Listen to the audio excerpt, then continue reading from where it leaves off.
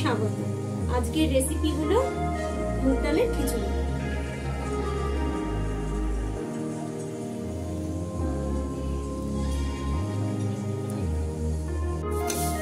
খিচুড়ি করার জন্য আমি এখানে মুগ ডাল ভেজে নিচ্ছি। এখানে আমি 300 মতন মুগ ডাল দিয়ে দিয়েছি। আর হচ্ছে লাল লাল করে ভেজে নিতে হবে। এবার আমি ততক্ষণ এখানে চালটা নিয়ে নিচ্ছি। আমি এই কাপের 2 কাপ ডাল নিয়েছি।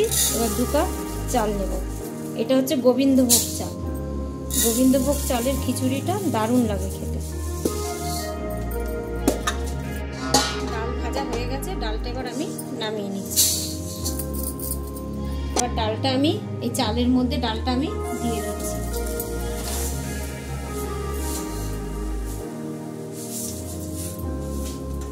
এবার চালটা আর ডালটা আমি একসঙ্গে ধুয়ে নেব।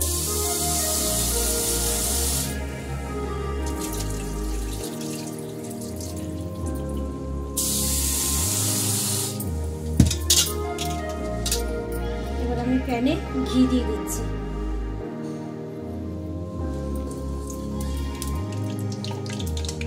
এবার আমি এখানে নিয়ে নিয়েছি 5 ফোড়ন, এখানে নিয়ে নিয়েছি আমি এলাচ, এখানে তেজপাতা আর এখানে আদা গ্রেট করে নিয়েছি।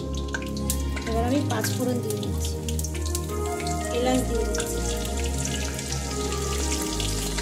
তেজপাতাও দিয়ে দিচ্ছি, আদা দিয়ে দিচ্ছি।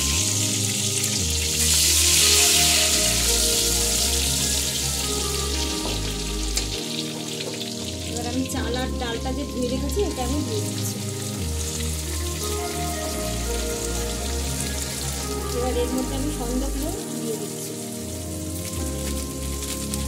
আন্দাজ মতো নুন দিয়ে দিচ্ছি। এটা আমি ঠাকুরের জন্য বানাচ্ছি তো। এবার আমি এখানে হলুদ দিয়ে দিচ্ছি।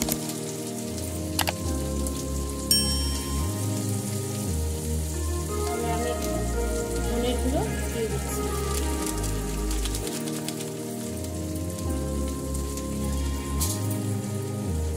জিরের গুঁড়ো আন্দাজ মতন জিরের গুঁড়ো দিয়ে দিচ্ছি।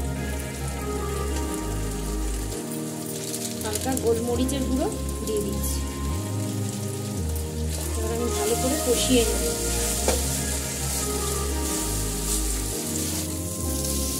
ভালো করে ভাজা হয়ে গেছে। এবার আমি জল দিয়ে দিচ্ছি।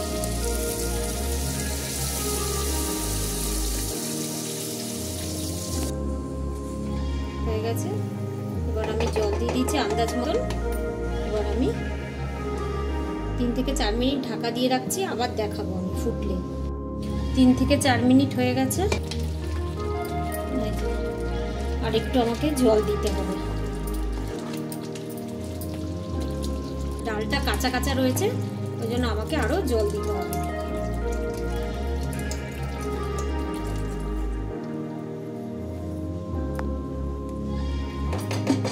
এবার আমি এখানে চিনি দিয়ে দেবো, একটু মিষ্টি দিয়ে দেবো আন্দাজ মতন।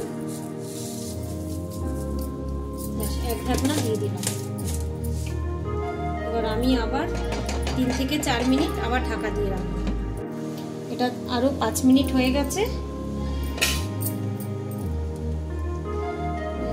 সেদ্ধ হয়ে গেছে প্রায়। এবার আমি এর মধ্যে কাজু কিশমিশ দিয়ে দিচ্ছি।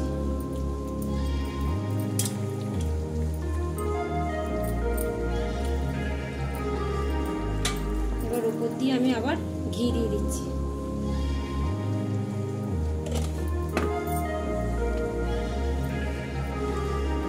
এটা আর 2-3 মিনিট ফুটলে আমি নামিয়ে নেব। হয়ে গেছে। এবার আমি খিচুড়িটা নামিয়ে নিচ্ছি। এখানে আমি গোটা জিরে লাল লাল করে ভেজে নিয়েছি। এবার আমি এটা নামিয়ে নিচ্ছি। আমি উপর দিয়ে ভাজা জিরে ছড়িয়ে দিচ্ছি।